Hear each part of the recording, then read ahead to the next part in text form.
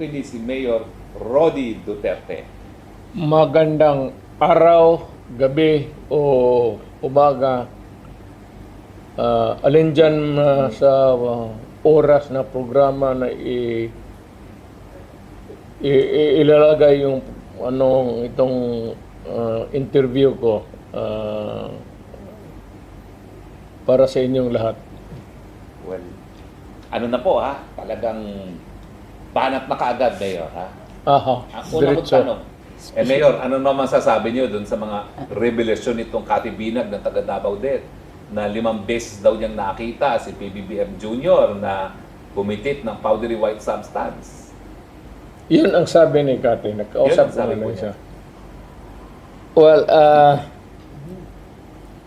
alam mo kasi ako abogado tayong dalawa.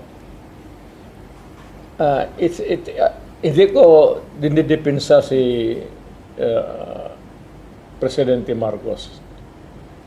But kung ano yung hinihigop niya, kung talcum powder o hindi na talaga. Again, I cannot judge, I cannot rather give a conclusion on a picture na humihitit siya na hindi ko nakita yung or somebody after an investigation would say that what was shown in what was depicted in the picture, ito yung ginamit niya. Mahirap kasi pero from the looks of it, parang ikaw ang tingin mo. Hindi, pero kilala niyo po si Katibinag. Oh, Talaga naman pong naging partner ni Tony Boy Florento. No? At yung sinabi niyo nung una na may mga mayayaman sa Davao na nagdodroga, will you be at liberty para sabihin kung sino-sino yung mayayaman na yan? Kasi ang binanggit ni Katibinag Voltes 5, no? Si Tony Boy at yung kamag-anak niya na si Sap, tapos may mga iba pa, no, ng mga mayayaman. Sila ba ho yung tinutukoy yung mayayaman sa Davao? alam mo dito, historically, baski saan, ang unang pumapasok sa mga ganong bisyo, even during my younger days, yung mga marijuana, yun namang mayayaman eh.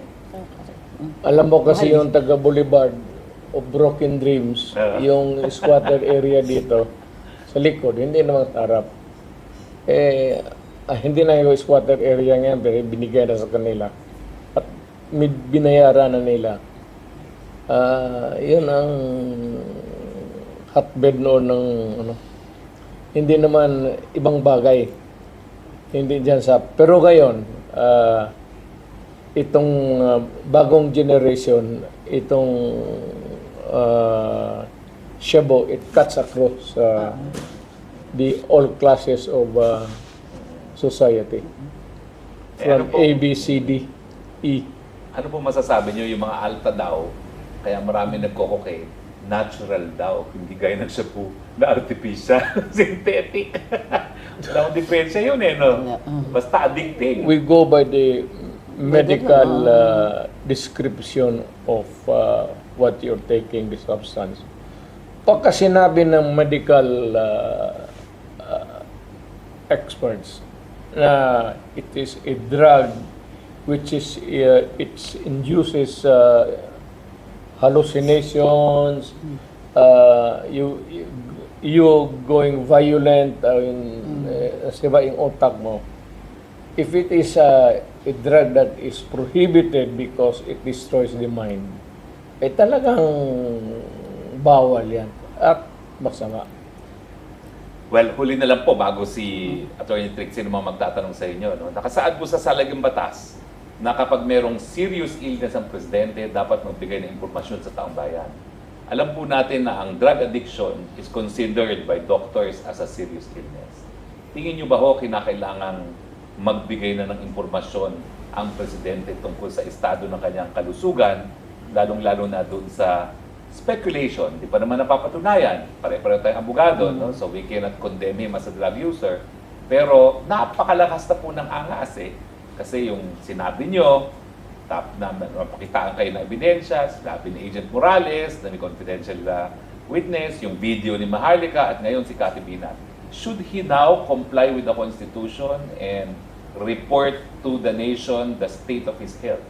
I suppose that really, seriously now, kung ikaw ay isang public official and you're suffering from an addiction, except sexual na. Prangka-prangka tayo, total matatanda naman tayo dito lahat siguro ang nakikinig sa programa to. You must at least come up with something. Pero kung sabihin mo, ginagamit ko yung panahon na ito na presidente ako, especially when I make decisions, wala na po yan. It's out of the question. Now, if you keep a healthy distance from the issue, ayaw mo namang i-debunk, ayaw mo namang you do not come out with an outright denial, so magtatanong tayo kung tao na, kung hindi totoo, bakit niya sabihin hindi totoo? At kung totoo naman, bakit hindi niya, admit it and add something, kung sabihin niya, noon yun,